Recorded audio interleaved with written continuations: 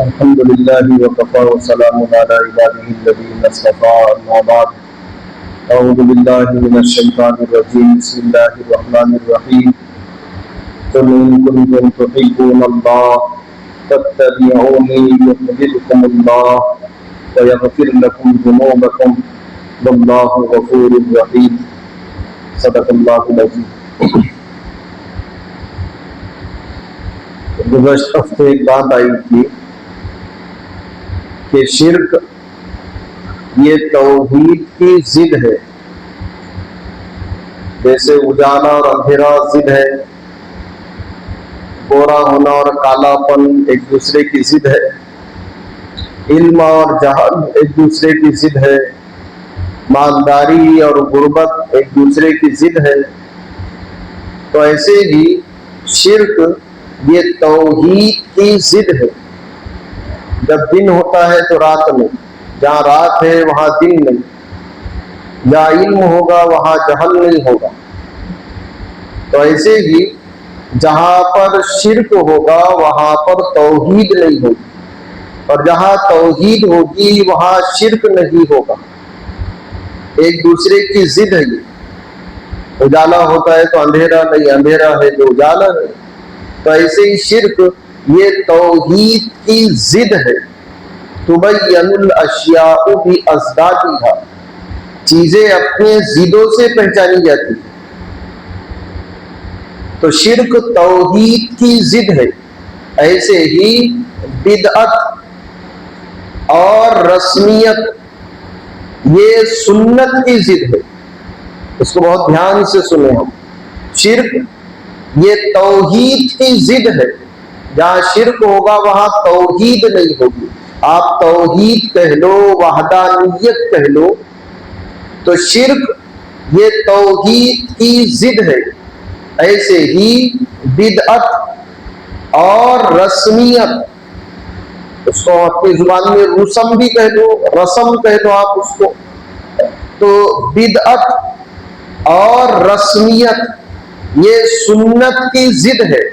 جہاں بدعت ہوگی وہاں سنت نہیں، جہاں رسمیت ہوگی وہاں بھی سنت نہیں، جہاں سنت ہوگی وہاں بدعت اور رسمیت نہیں ہوگی۔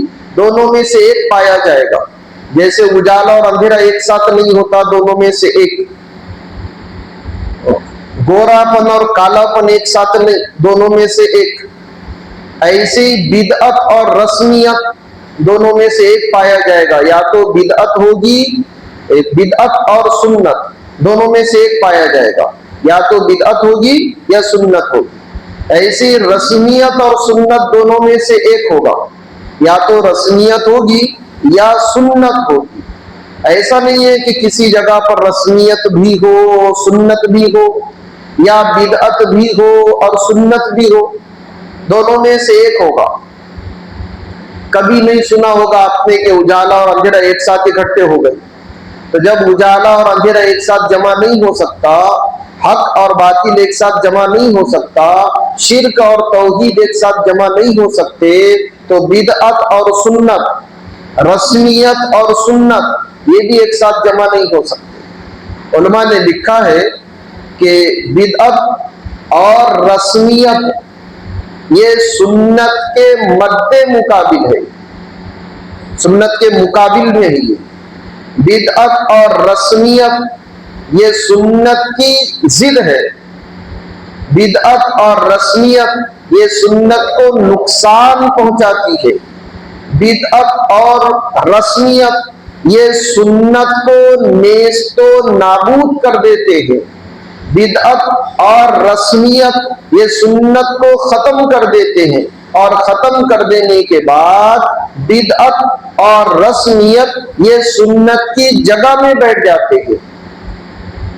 ایک بار پھر سنیں اس کو، ایک دوسرے کی ضد ہے نا، اجالا اور اندھیرا کبھی ایک ساتھ نہیں ہے، تو ایسے ہی بدعت اور سنت ایک ساتھ جمع نہیں ہوگے، رسمیت اور سنت ایک ساتھ جمع نہیں ہوگے، دونوں میں سے ایک پایا جائے گا، یا تو بدعت ہوگی یا سنت ہوگی، یا تو رسمیت ہوگی یا سنت ہوگی۔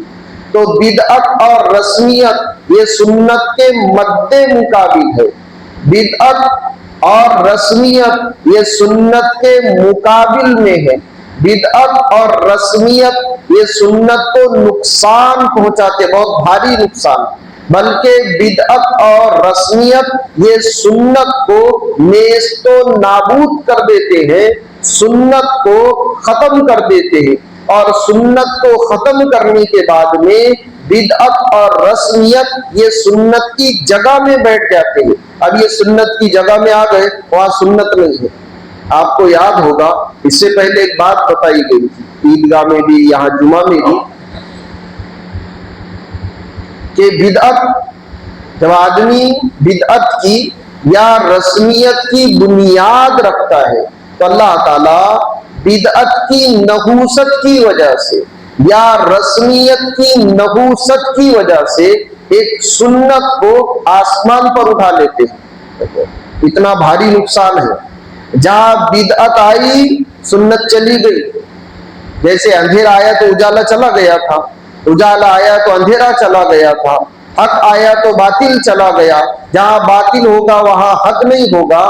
تو ایسے ہی جہاں بدعت ہوگی وہاں سنت نہیں ہوگی. جب بدعت اور رسمیت کی بنیاد رکھی جاتی ہے تو بدعت اور رسمیت کی نحوست کی وجہ سے اللہ تعالیٰ ایک سنت آسمان پر اٹھا لیتے ہیں. اور ایک دوسری روایت میں، اس میں نہیں ہے، ایک دوسری روایت میں ہے کہ قیامت تک امت محمدیہ علی نبینا علیہ الصلوۃ والسلام اس سنت سے محروم کر دی جاتی ہے. یعنی رسمیت اور بدعت اتنا نحوست بھرا عمل ہے، بہت منحوس عمل ہے. لوگ کہتے ہیں نا بھائی اس مکان میں نحوست ہے، اس دکان میں نحوست ہے، اس سواری میں نحوست ہے، اس عورت میں نحوست ہے. حقیقی نحوست معصیت اور گناہوں میں ہے. یہ گناہ اور معصیت اتنا نحوست بھرا، اتنا منحوس عمل ہے کہ یہ بندے کو اللہ سے دور کر دے گا. اسی لیے مولانا اشرف علی تھانوی رحمۃ اللہ علیہ نے اپنی کتاب میں ایک بات لکھی ہے کہ جب آدمی نبی صلی اللہ علیہ وسلم کے طریقوں کو اپناتا ہے، جب آدمی نبی صلی اللہ علیہ وسلم کی مشابہت اختیار کرتا ہے، جب آدمی نبی صلی اللہ علیہ وسلم جیسی ہیئت اور شکل بناتا ہے تو اللہ تعالیٰ کو اس سے بہت پیار آتا ہے کہ بھائی اس نے میرے محبوب جیسی شکل بنا لی، اس نے میرے محبوب کی مشابہت اختیار کی. آپ کو یاد ہوگا رمضان میں ایک بات آئی تھی، جادوگروں نے جب لکڑیاں ڈال دی اور جادوگروں نے جب رسیاں ڈال دی تھی تو وہ لکڑیاں ہی تھی، وہ رسیاں ہی تھی، لیکن لوگوں کی نظروں کو بند کر دیا گیا تھا. اب جادوگر جو دکھانا چاہتے تھے لوگوں کو وہ نظر آ رہا تھا، وہ لکڑیاں ہی ہے، وہ رسی ہی ہے. لکڑی کا سانپ نہیں بنا، رسی کا سانپ نہیں بنا، لکڑی ہی تھی لیکن لوگوں کو سانپ نظر آ رہا تھا. اس کو کہتے شعبدہ بازی، ہم اپنی زبان میں کہیں گے نظر بندی.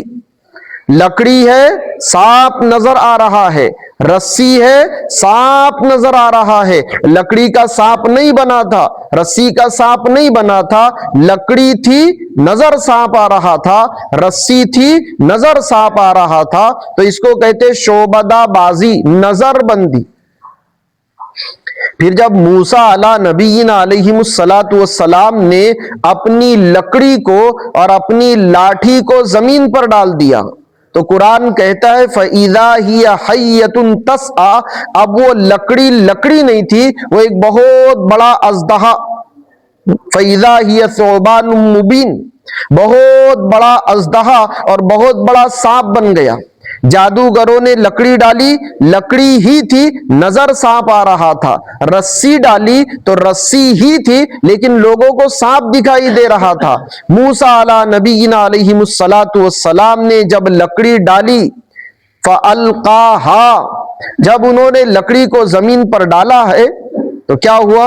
فَإِذَا هِيَ حَيَّةٌ تَسْعَىٰ، بہت پھرتیلا سانپ بن گیا. ایک آیت میں ثعبان مبین، بہت بڑا اژدہا بن گیا. اور ایک روایت میں کأنہا جان. دیکھو تو جب انہوں نے لکڑی کو لاٹھی کو زمین پر ڈالا اب وہ لکڑی ہے اور سانپ نظر آ رہا ہے، ایسا نہیں ہے بلکہ اللہ تعالیٰ نے اس لکڑی کو سانپ کی شکل دے دی. اب لکڑی کو زمین پر ڈالنے کے بعد وہ لکڑی نہیں بلکہ بہت بڑا اژدہا بن گیا.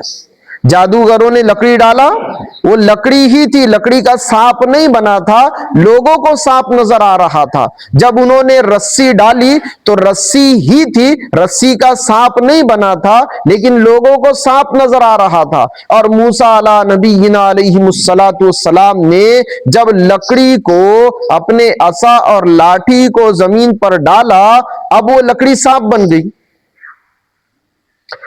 سانپ بننے کے بعد میں قرآن کہتا ہے فَإِذَا هِيَ تَلْقَفُ مَا يَأْفِكُونَ، اس سانپ نے جادوگروں کے ساری لکڑیوں کو اور ساری رسیوں کو نگل لیا. اور اب وہ تو لکڑی تھی، سانپ بن گئی تھی، اب وہ سانپ لوگوں کی طرف لپکا. ایک روایت میں ہے کہ جب وہ سانپ لوگوں کی طرف لپکا تو بھاگا دوڑی شروع ہو گئی. تقریباً 70,000 کے قریب، کچھ کم زیادہ لوگ روندے گئے، کچلے گئے، بھاگ رہے تھے. کدھر بھاگنا؟ تو جب بھاگ رہے تھے ایک دوسرے کو روند رہے تھے، کچل رہے تھے اور ہزاروں کی تعداد میں لوگوں کی جان چلی گئی. جب جادوگروں نے دیکھا کہ ہماری لکڑیوں کو، ہماری رسیوں کو ان کے سانپ نے نگل لیا تو قرآن کہتا ہے کہ سارے کے سارے جادوگر سجدے میں گر گئے اور کہنے لگے آمنا بربی موسیٰ و ہارون، کہ ہم موسیٰ اور ہارون کے رب پر ایمان لائے. تو سارے جادوگر مسلمان ہو گئے. ان کے مسلمان ہونے کی جہاں پر بہت ساری وجوہات ہے، بعض علماء نے لکھا ہے چونکہ ان جادوگروں نے موسیٰ علی نبینا علیہ السلام کی مشابہت اختیار کی تھی. انہوں نے اپنا پیراوا حضرت موسیٰ علی نبینا علیہ السلام کے پیراوے کی طرح رکھا تھا. یعنی جب انہوں نے اپنے آپ کو نبی کی طرح بنایا، اللہ نے نبی کی طرح بنا دیا ان کو.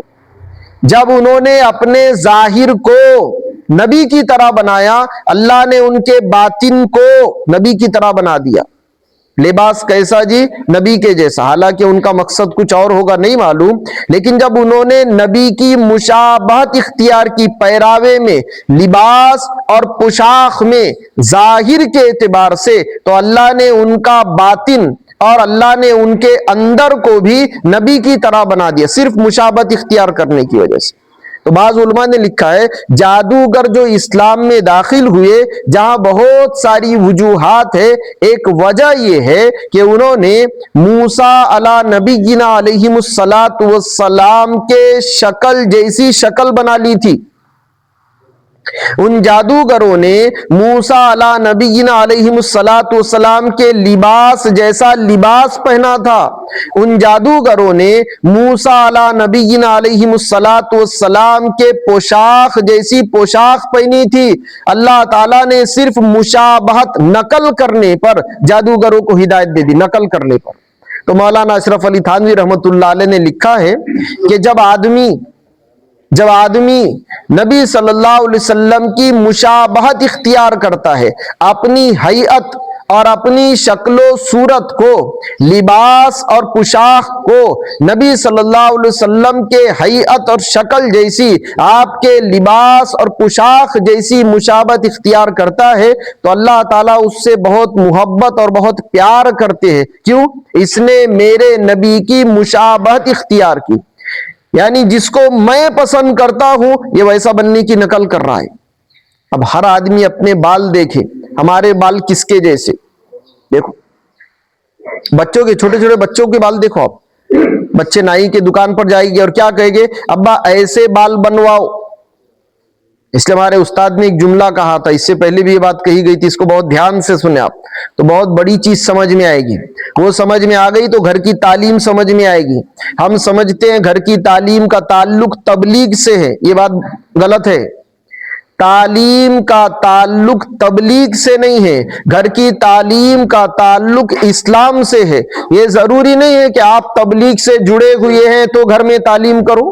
قرآن کہتا ہے وَاذْكُرْنَ مَا يُتْلَى فِي بُيُوتِكُنَّ مِنْ آيَاتِ اللَّهِ وَالْحِكْمَةِ۔ گھر کی تعلیم کا مطالبہ تو اللہ تعالیٰ نے ازواج مطہرات، پاکیزہ عورتیں، نبی صلی اللہ علیہ وسلم کی چہیتی بیویاں، ہم سب کی مائیں، ان سے درخواست کی ہے گھر میں تعلیم کرو، گھر میں حلقے لگاؤ۔ تو گھروں میں تعلیم کا مطالبہ تبلیغ والوں سے نہیں ہے، گھروں میں تعلیم کا مطالبہ ایمان والوں سے ہے۔ بس اتنا کافی ہے کہ ہم مومن ہیں۔ بھائی گھر میں تعلیم ہوتی نہیں، ہمارا جماعت میں وقت نہیں لگا، یہ جملہ غلط ہے۔ تعلیم، گھر کی تعلیم، تعلیم فی البیت، گھر میں تعلیم کرنے کا تقاضا اور گھر میں تعلیم کا مطالبہ تبلیغ والوں سے نہیں۔ آپ جماعت میں جائیں گے تو گھر میں تعلیم کرنا، مستورات میں وقت لگا تو گھر میں تعلیم کرنا، ایسا نہیں ہے۔ تعلیم کا مطالبہ تبلیغ کے ساتھ نہیں ہے، تعلیم کا مطالبہ ایمان والوں کے ساتھ ہے۔ ہم سب مومن ہیں، اس لیے ہم سے مطالبہ ہے گھر میں تعلیم کرنا۔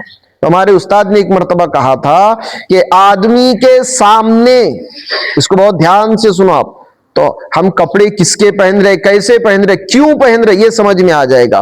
ہمارے بال کیسے، کیوں، یہ سمجھ میں آ جائے گا۔ ہماری چال چلن، بھائی بات کرنے کا انداز دیکھو آپ، دیکھو کیا کہتے نہیں، یہ ہماری اسٹائل ہے، اسٹائل صرف ایک چلے گی نبی صلی اللہ علیہ وسلم کی، باقی سب منہ پر مار دی جائے گی۔ تو انہوں نے یہ کہا تھا کہ آدمی کے سامنے جس کی زندگی ہوگی اور جس کے زندگی کے تذکرے ہوگی، یہ اچھے سے سمجھ لو، ہم کہہ رہے ہیں نا بھئی بچے دور نکل گئے، قریب آ جائے گے انشاءاللہ۔ ہمارے سامنے جس کی زندگی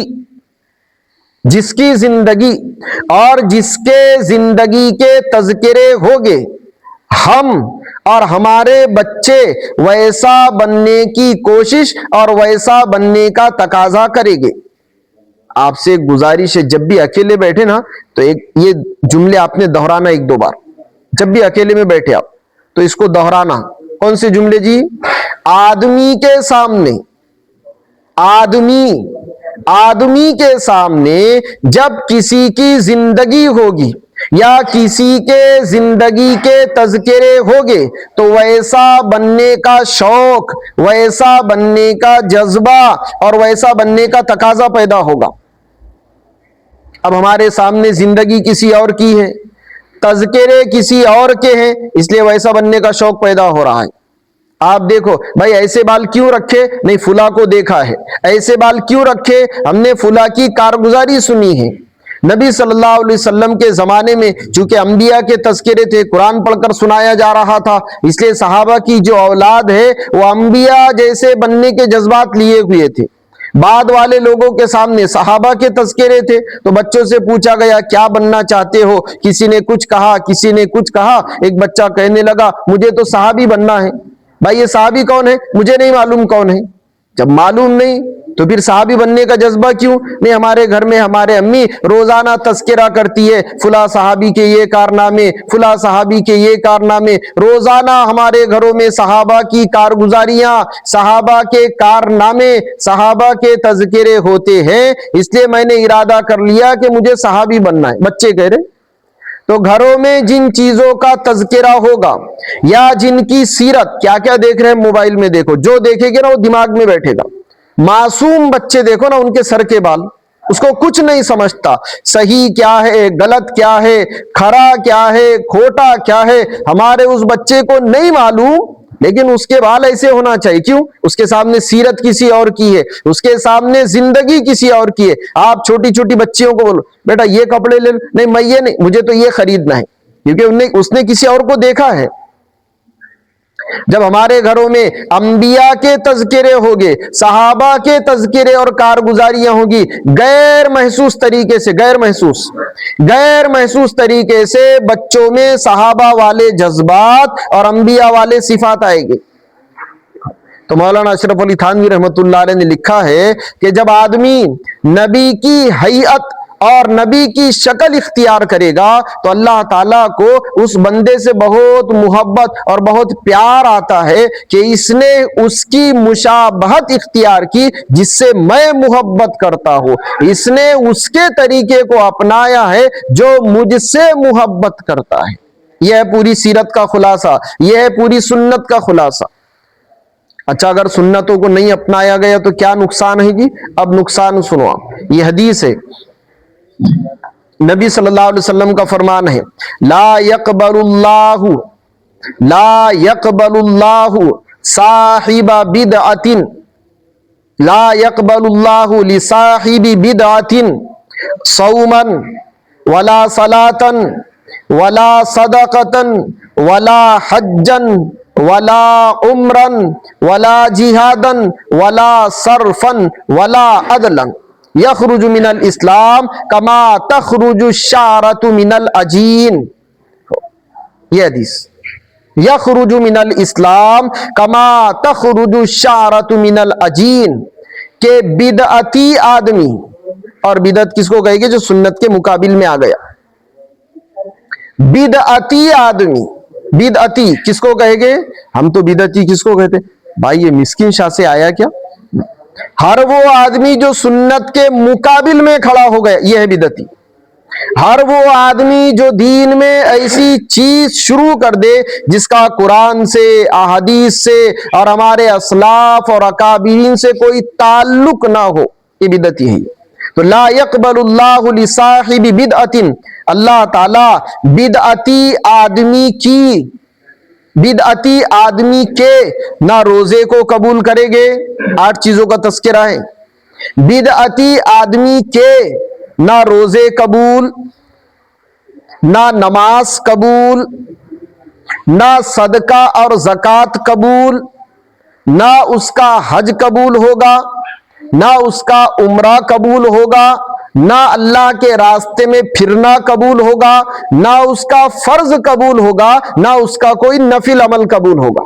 دیکھو کتنا بڑا نقصان ہے، زندگی بھر عبادت کرتے رہے، پتا چلا کہ کوئی عمل ہی قبول نہیں ہوا۔ لا يقبل اللہ لصاحب بدعہ، بدعت کس کو کہے گے؟ آپ سوچ رہے ہیں جو لمبی لمبی ٹوپیاں پہنتے ہیں ان کو؟ ہر وہ آدمی جو سنت کے مقابل کھڑا ہو جائے وہ بدعتی ہے۔ ہر وہ آدمی جو سنت کے مقابل میں کھڑا ہو اس کو بدعتی کہے گے۔ جو قرآن میں نہیں، حدیث میں نہیں، صحابہ سے جس کا ثبوت نہیں، اسلاف و اکابرین سے جس کا ثبوت نہیں، وہ کرنے والا شریعت کی نگاہ میں بدعتی ہے۔ تو اللہ نہ اس کے روزے کو قبول کرے گے، نہ اس کی نماز کو، نہ اس کے صدقے اور زکوٰۃ کو، نہ اس کے حج اور عمرے کو، نہ اس کے اللہ کے راستے میں پھرنے کو، نہ اس کے کسی فرض کو، نہ اس کے کسی نفل عمل کو۔ اگلا ٹکڑا سننے جیسا ہے، یخرج من الاسلام، یخرج من الاسلام کما تخرج الشعرۃ من العجین، یہ آدمی اسلام سے ایسے نکلے گا جیسے گوندے ہوئے آٹے سے ہم بال نکال لیتے ہیں۔ جو آدمی دین میں کوئی نئی چیز شروع کر دے وہ اسلام سے ایسا الگ ہو جائے گا، اسلام سے ایسا نکلے گا جیسے گوندے ہوئے، سوکھا آٹا نہیں، جیسے گوندے ہوئے آٹے سے آپ بال نکالو، کیا کہتے ہیں بھائی؟ جیسے مکھن سے، جیسے گوندے ہوئے آٹے سے بال نکلتا ہے ایسے ہی بدعتی آدمی اسلام سے نکل جاتا ہے۔ اور عبد القادر جیلانی رحمت اللہ علیہ نے تو بڑا عجیب جملہ کہا ہے، وہ سننے جیسا جملہ ہے، یعنی کتنی نحوست بھرا عمل ہے اس سے۔ یہ جو رسمیت ہے نا، رسم کرنے والوں کی تعداد دیکھو آپ، اللہ اکبر، یہ کسی پر تنقید نہیں ہے، یہ ایک عام بات بتائی جا رہی ہے۔ یہ سنت کا مقابل ہے، یہ آدمی جس کو اپنی زبان میں رسم کہتے ہیں، اردو میں اس کو رسم کہتے ہیں یا رسمیت کہتے ہیں۔ وہ رسم کرنے والے ذرا دھیان سے سن لے سے، عبد القادر جیلانی رحمت اللہ علیہ نے لکھا ہے، المحروم رضا مولا، المحروم رضا مولا، اپنے آقا کی، اپنے سردار اور اپنے رب کی خوشنودی سے محروم ہوگا وہ آدمی. المحروم رضا مولاہ، اپنے آقا، اپنے رب، اپنے آقا اور اپنے رب کی خوشنودی، اس کی رضا اور اس کی خوشی سے محروم ہوگا وہ شخص. کون جی؟ من لم یعمل ما امر بہ، جو اس کام کو نہ کرے جس کا اس کو حکم دیا گیا.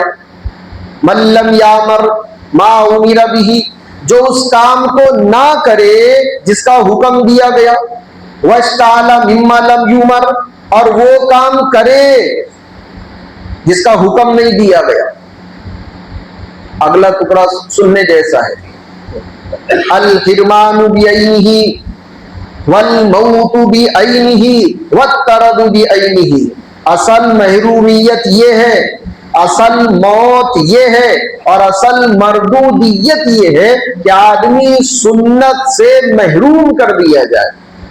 جو آدمی سنت سے محروم ہو گیا یہ سمجھو اصل موت ہے. جو آدمی سنت سے محروم ہو گیا یہ اصل مردودیت ہے. سنت سے محروم ہونا یہ محروم القسمت یعنی بدبختی کی علامت ہے اور بد نصیبی کی علامت ہے. المحروم رضا مولاہ، اپنے آقا کی خوشنودی سے وہ محروم ہوگا جو وہ کام نہ کرے جس کے کرنے کو کہا گیا اور وہ کرے جس کے کرنے کو نہیں کہا گیا. اور یہ آدمی حقیقت میں محروم ہے، یہ حقیقت میں موت ہے اور حقیقت میں یہی مردودیت ہے. اور ایک روایت میں بڑا عجیب جملہ ہے، یہ حدیث ہے، کسی بزرگ کا ملفوظ نہیں ہے. شیطان نے ایک مرتبہ کہا تھا، شیطان نے اہلکتہم بالذنوب، دیکھو شیطان کا کتنا ساتھ دیتے ہیں. اہلکتہم بالذنوب، میں نے لوگوں کو گناہوں میں ڈال کر ہلاک کر دیا. اہلکتہم بالذنوب، میں نے لوگوں کو گناہوں میں مبتلا کر کے ہلاک کر دیا. فاہلکونی بالاستغفار، انہوں نے معافی مانگ کر، توبہ کر کے، استغفار کر کے مجھے ہلاک کر دیا. شیطان کہہ رہا ہے ان ابلیس قال اہلکتہم بالذنوب فاہلکونی بالاستغفار، میں نے لوگوں کو گناہوں میں ڈال کر ہلاک کیا تھا، انہوں نے معافی مانگ کر مجھے ہلاک کر دیا. میں نے گناہوں میں ڈال کر لوگوں کو ہلاک کیا تھا، انہوں نے اللہ سے توبہ کر کے، استغفار کر کے، اللہ سے معافی مانگ کر مجھ کو ہلاک کر دیا. فلما رأیت ذلک، جب میں نے دیکھا کہ یہ میں ان کو گناہوں میں لگاتا ہوں یہ توبہ کر لیتے ہیں، میں ان کو ہلاک کرنا چاہتا ہوں یہ توبہ سے مجھے ہلاک کر دیتے ہیں. فلما رأیت ذلک، جب میں نے ایسا دیکھ لیا، فأہلکتہم بالاہواء، فأہلکتہم بالاہواء، تو میں نے ان کو خواہشات نفس میں نے ان کو بدعت میں نے ان کو رسمیت میں نے ان کو رسم میں، اور بقول ہمارے میں نے ان کو رسم میں لگا دیا. پھر اب شیطان کی جملے سنو. شیطان کہتا ہے وَهُمْ يَحْسَبُونَ أَنَّهُمْ مُهْتَدُونَ فَلَا يَسْتَغْفِرُونَ، اب لوگ یہ سمجھتے ہیں کہ ہم سارے کے سارے حق پر ہیں. جب وہ اپنے آپ کو حق پر سمجھیں گے تو کبھی بھی اللہ سے معافی، جو آدمی رسم کرتا کبھی دیکھے آپ نے جو اس نے اللہ سے معافی مانگی؟ یہ شیطان کی جملہ دیکھو اب کس کا ساتھ دے رہے. نبی صلی اللہ علیہ وسلم فرماتے ہیں ان ابلیس قال اہلکتہم بالذنوب، شیطان کہہ رہا ہے کہ میں نے لوگوں کو گناہوں میں ڈال کر ہلاک کیا تھا. فاہلکونی بالاستغفار، انہوں نے معافی مانگ کر مجھے ہلاک کر دیا. زانی آدمی زینا کرتا ہے، زینا کو برا سمجھتا ہے، توبہ کر لے گا. شرابی آدمی شراب کو گناہ سمجھتا ہے، توبہ کر لے گا. جھوٹ بولنے والا جھوٹ کو گناہ سمجھتا ہے تو گناہ سمجھتا ہے، توبہ کر لے گا. لیکن آدمی اگر کسی عمل کو گناہ نہ سمجھے تو توبہ کیسے کرے گا؟ تو شیطان کہنے لگا کہ میں نے لوگوں کو گناہوں میں ڈال کر ہلاک کیا تھا، انہوں نے اللہ سے معافی مانگ کر مجھے ہلاک کر دیا. فلما رأیت ذلک، جب میں نے ایسا دیکھا تب کیا ہوا؟ فاہلکتہم بالاہواء، میں نے خواہش نفس बिदअत में, रस्मियत में, रस्म में, अपनी जुबान में कह के मैंने उनको रुसम में डालकर हलाक कर दिया। वहुम यहसबून अन्नहुम मुहतदून, अब वो लोग ये समझते हैं कि भाई हम तो हिदायत पर हैं। फला यस्तगफिरून, अब वो अल्लाह से माफी नहीं मांगते। माफी तो वो मांगेगा जो उसको गुनाह समझे, माफी तो वो मांगेगा जो उस काम को गलत समझे। जब इन्होंने गलत समझना ही बंद कर दिया तो फिर माफी मांगना भी ऐसे लोगों को हलाकत में डाला हुआ। और अजीब जुमला ये, अगला टुकड़ा सुनना आपने जरा, अल्लाह हम सबको सही समझ दे। आप सोच रहे हैं भाई ये सोचकर आए थे ऐसा कहने का, ऐसा सोचकर आने का कोई मसला नहीं है। ये जो मस्जिदों में ईद की नमाज होती है ना, उसकी एक नहुसत सुनोगा। ये जो लोग बगैर उज्र के मस्जिदों में नमाज पढ़ते हैं, ये सारे के सारे इस्लाम को ढाने वाले हैं, ये सारे के सारे इस्लाम को खत्म करने वाले हैं। आप तो पीछे लगे फुला साहब बहुत बड़े जालिम हैं, ये भी जालिम से कम नहीं है भाई, वो तो इस्लाम को मिटाने में लगा है, ये उसके पक्के चेले हैं। ये हदीस सुनना आपके, फिर आपके समझ में आएगा। बिदअत किसको कहते हैं? सुन्नत, जो आदमी सुन्नत की मुखालिफत में खड़ा हो वो बिदअती है। ये बहुत बड़ा जुर्म है।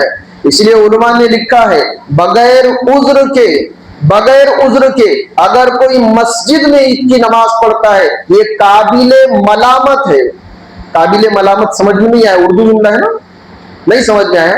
मतलब ये है कि अगर कोसना जायज होता तो इनको कोसा जाता, अगर मुंह पर थूकना जायज होता तो इनके मुंह पर थूका जाता। इतना घटिया काम किया है। इसको कहते हैं काबिले मलामत, लान तान करना। जैसे हमारे कहते हैं भाई देखो ना कैसी बुरी हरकत कर रहा है, इन्होंने इतनी नीच हरकत की है, भाई देखो ना कितना बुरा काम कर रहा है, इन्होंने इतना नीच काम किया है। ये वो लोग हैं जो नबी सल्लल्लाहु अलैहि वसल्लम की मुखालिफत में खड़े हैं। हम क्या कहना चाह रहे हैं इसको आप सुनो। अपने मसलक के किसी मोतबर आलिम से पूछो, आप आपसी हसाद, रंजिशे, अदा सब खत्म करो। हमारे नजदीक हमने इस्लाम को तरजीह देना चाहिए। इसलिए मौलाना इलियास साहब रहमतुल्लाह ने एक मर्तबा कहा था, भाई मेरी जात से मत जुड़ो, तबलीग में इस नीयत से मत लगो कि ये इलियास ने काम की बुनियाद डाली है। इस नीयत के साथ काम अल्लाह का है। तबलीग में जुड़ने का मकसद अल्लाह से जुड़ना है, किसी की जात से और शख्सियत से जुड़ना। हम तो उस काम को करेंगे जिस काम को करने का शरीयत में हुक्म है। ये क्या कर रहे हैं, ये क्या कह रहे हैं, इसको हमको देखना नहीं। हम बहुत छोटे लोग हैं, बहुत छोटे लोग हैं। असबियत, शख्सियत, इसमें आदमी बहुत दूर निकल जाता है। कितना दूर निकलता है सुनना है आपको? सुनो बाप, कितना दूर निकलता है। जब आदमी असबियत को सामने रखेगा, किसी की जात को सामने रखेगा, बहुत ध्यान से सुनना, बहुत बड़ा जुमला है। हम बहुत छोटे लोग हैं, 2026 में जी रहे ना, बहुत छोटे लोग हैं हम, बहुत छोटे लोग हैं। अगर आदमी किसी की जात को, किसी की शख्सियत को सामने रखकर दीन का काम करेगा, सहाबी होने के बावजूद, सहाबी होने के बावजूद, कहां मालूम है? जहन्नम में। सब कह रहे जन्नत मुबारक हो, नबी सल्लल्लाहु अलैहि वसल्लम फरमा रहे मैंने तो इसको जहन्नम में देखा है। देखो जी, सहाबा कह रहे हैं, सहाबा कह रहे हैं भाई बहुत बहादुरी से लड़ा है, बहुत बहादुरी से लड़ा है। हाँ, और देखो ना कितने बदन आ गए, कितने जख्म आ गए इसके बदन पर, इसको तो जन्नत मुबारक। सहाबा सहाबा जन्नत की मुबारकबादी दे रहे हैं, और नबी सल्लल्लाहु अलैहि वसल्लम क्या फरमा रहे? मैंने इसको जहन्नम में देखा। वो मरने वालों से वजह पूछी गई, क्या बात है? वो कहने लगे मैं जो लड़ रहा था वो किसी की जात की वजह से, इसकी वजह से लड़ रहा था। मैं, इस्लाम मेरे सामने नहीं था, मैं तो मेरे फुला रिश्तेदार की वजह से लड़ रहा था, भाई इसका मुझे साथ देना था। इस्लाम से कोई सरोकार नहीं है। इसलिए सारा मजमा, जब भी आपको कोई काम करना है, जब भी, सबसे पहली नजर हमारी इस्लाम पर। क्या कह रहे साहबी? अब्बा वो फुला मौके पर तुम सामने आ गए थे, मेरे हाथ में तलवार थी, मैं काफिर था, तुम मुसलमान थे, अगर मैं चाहता ना तो तुमको मार देता था, लेकिन मैंने सोचा जान दो मेरे अब्बा है। अब्बा क्या करे मालूम है आपको? बेटा शुक्र मान कि उस दिन तू मेरे सामने नहीं आया, अगर उस दिन तू मेरे सामने आता तो तेरे को मार देता, क्योंकि मैं बेटा नहीं देखता, मैं तो इस्लाम देखता था। यह इस्लाम। ہم ذاتوں سے جڑے ہوئے ہیں. تو کیا کہتے ہیں, یہ آپ حدیث سنیں گے تو آپ کے سمجھ میں آئے گا. آپ کو کہاں نماز پڑھنے ہم کو مسئلہ نہیں ہے, لیکن اگر آپ شریعت کے مخالفت کی وجہ سے یہ کام کر رہے ہیں, یہ تو بہت نیچ کام ہے, بہت گھٹیا قسم کا کام ہے. یہ حدیث کا ترجمہ سن لیں گے تو آپ کے سمجھ میں آئے گا. نبی صلی اللہ علیہ وسلم کا فرمان ہے, من وقر صاحب بدعت, بدعت بہت آگے کی بات ہے, من وقر صاحب بدعت فقد اعانا علی ہدم الاسلام, کہ جو آدمی کسی بدعتی کا, کسی سنت کی مخالفت کرنے والے کا اکرام کرے. یہ بدعت نہیں کر رہا ہے, ایک آدمی سنت کی مخالفت میں تھا, جو آدمی سنت کی مخالفت کر رہا تھا, یہ دوسرے آدمی نے اس کا اکرام کیا. آئیے آئیے بیٹھیے بیٹھیے تشریف رکھیے. ایک آدمی سنت کی مخالفت میں کوئی کام کر رہا تھا, دوسرا آدمی سنت کی مخالفت کرنے والے کا اکرام کر رہا تھا. یہ جس نے اکرام کیا نا, اس آدمی نے اسلام کو گرانے میں مدد کی ہے. اس کا کیا حال ہوگا وہ آپ دیکھو. یہ مدد کرنے والے کی بات کر رہے ہیں. من وقر صاحب بدعت فقد آن علی ہدم الاسلام, جو آدمی سنت کی مخالفت کرنے والے کا اکرام کرے, جو آدمی سنت کی مخالفت کرنے والے کی تعظیم کرے. یہ تعظیم کرنے والا, وہ مخالفت کرنے والے کا تو کیا حال ہوگا نہیں معلوم, لیکن یہ جو مخالفت کرنے والے کی تعظیم کر رہا ہے, آئیے آئیے, یہ جو تعظیم کر رہا ہے یہ اسلام کو گرانے میں معاون بنا ہوا ہے, یہ اسلام کو ختم کرنے کی مدد کر رہا ہے. ہمارے نزدیک سب سے پہلا کام اللہ کا حکم کیا ہے, ہمارے نزدیک سب سے پہلا کام نبی صلی اللہ علیہ وسلم کا طریقہ کیا ہے, ہمارے نزدیک سب سے پہلا کام قرآن اور حدیث میں کیا ہے, ہمارے نزدیک سب سے پہلا کام اسلام کیا سکھاتا ہے. ساری چیزیں اس کے بعد. ذات سے نہیں جڑنا کسی کی, ذاتیں تو ختم ہو جاتی ہیں. اس لیے نبی صلی اللہ علیہ وسلم دیکھو نا کتنی بڑی ذات ہے, ان سے کہا جا رہا ہے اے نبی صلی اللہ علیہ وسلم, آپ جس سے چاہے محبت کر لو, کر لو آپ محبت, جس سے محبت کرنا ہے کر لو, لیکن ایک دن یا تو آپ اس کو چھوڑیں گے یا وہ آپ کو چھوڑ دے گا. دنیا میں کوئی ہمیشہ نہیں رہے گا, ذاتیں ختم ہو جائے گی, اصل صرف اللہ کی ذات باقی رہے گی. نبی صلی اللہ علیہ وسلم اپنے بیٹی سے کہہ رہے, کون کہہ رہا ہے سنو ذرا آپ, نبی صلی اللہ علیہ وسلم اپنے بیٹی سے کہہ رہے, بیٹا فاطمہ یہ دھوکے میں مت پڑے رہنا کہ تیرا باپ نبی ہے. بیٹی سے کہے, کس کو, جو جنتی عورتوں کی سردار ہے, اس بیٹی سے کہا جا رہا ہے بیٹا اس دھوکے میں مت رہنا کہ تیرا باپ نبی ہے. باپ کا نبی ہونا جہنم کی آگ سے نہیں بچائے گا. اگر باپ کا نبی ہونا جہنم کی آگ سے بچوں کو بچا لیتا تو نوح علیہ نبینا علیہ السلام کا بیٹا کفر پر نہیں مرتا تھا. پھوپھی سے کہہ رہے, پھوپھی یہ مت سوچنا کہ تمہارا بھتیجا نبی ہے. قبر کی کامیابی بھتیجے کے نبی ہونے پر نہیں ہے, اعمال کی بنیاد پر ہے. اگر بھتیجے کے اور بیٹے کے, آپ کو شاید کچھ سمجھ میں آئے گا, اگر بھتیجے اور بیٹے کے نبی ہونے پر باپ اور چچا کی نجات ہوتی تو ابراہیم علیہ نبینا علیہ السلام کے جو ابا آزر ہے وہ کفر کی موت نہیں مرتے تھے, جہنم میں نہیں جاتے تھے. نبی صلی اللہ علیہ وسلم کے سگے چچا کو دیکھو, یہ رشتہ داریاں اتنی کام نہیں آئے گی ہماری. ہمارے نزدیک سب سے پہلا کام اسلام. اس لیے اگر شریعت کی مخالفت میں کوئی کام آ رہا ہے ہم اس کو چھوڑ دیں گے, ہم تو اسلام کو ترجیح دیں گے. ہمارے پورے علاقے میں ابھی یہ جو رسم ہے نا, جس کو ہم لوگ رسم کہتے ہیں, اس کا جال پھیلا ہوا ہے بہت تیزی سے.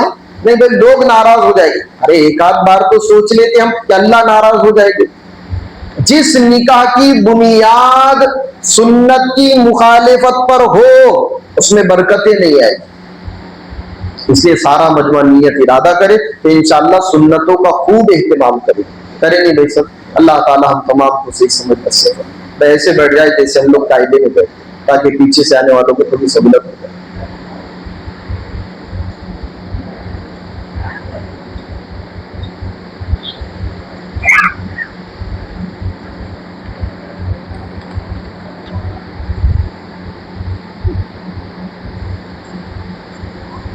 करीब होकर बैठे अगली सफों में, पीछे वालों को सहूलत।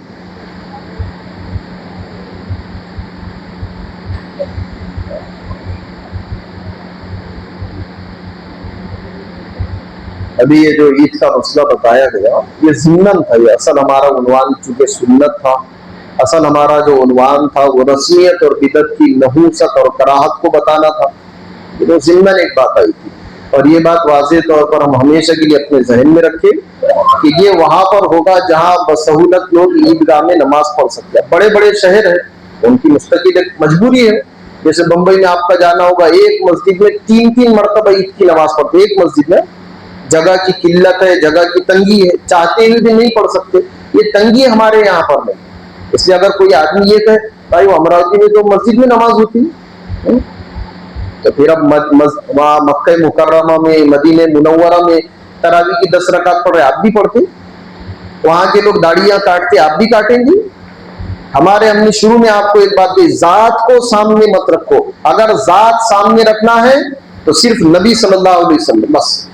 इसलिए मौलाना यूसुफ साहब रहमतुल्लाह अलैह बड़ा अच्छा जुमला कहते थे कि उम्मत सहाबा के अलावा किसी पर इकट्ठा नहीं हो सकती।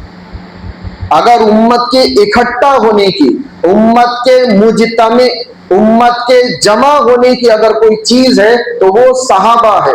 सहाबा के बाद उम्मत का इकट्ठा होना मुश्किल चीज है। इसलिए जात को सामने रखकर रहे। भाई वो बंबई में तो लोग मस्जिद में नमाज पढ़ते हैं, बंबई वालों का अमल हमारे लिए हुज्जत नहीं बनेगा। वहां जगह की किल्लत दुनिया भर की है, हमारे गांव में कोई किल्लत नहीं है जगह की। इतनी बड़ी ईदगाह, अल्लाह अकबर, पूरे पंचकोसी के भी लोग अगर आ जाए ना, थोड़ा बड़ा तो देखो ना कितना बड़ा इहाता है उसका। इसलिए ख्वाहिशात की बुनियाद पर, जात की बुनियाद पर ऐसा नहीं करना चाहिए। बहुत बड़े अमल को छोड़े हुए हैं। और एक बात हमेशा जहन में रखे हम, आप पूरे गांव को तबलीग में निकाल दो, पूरे गांव को भेज दो तबलीग में। साल जिंदगी के 4 नहीं, सालाना 4 महीने लगाओ, सालाना 6-6 महीने लगाओ आप। लेकिन ये सुन्नत अगर आपकी छूटी हुई है तो बकौल मौलाना यूसुफ साहब रहमतुल्लाह अलैह के, आदमी अगर एक सुन्नत को छोड़े हुए है उसका उतना दीन का हिस्सा खाली रहेगा।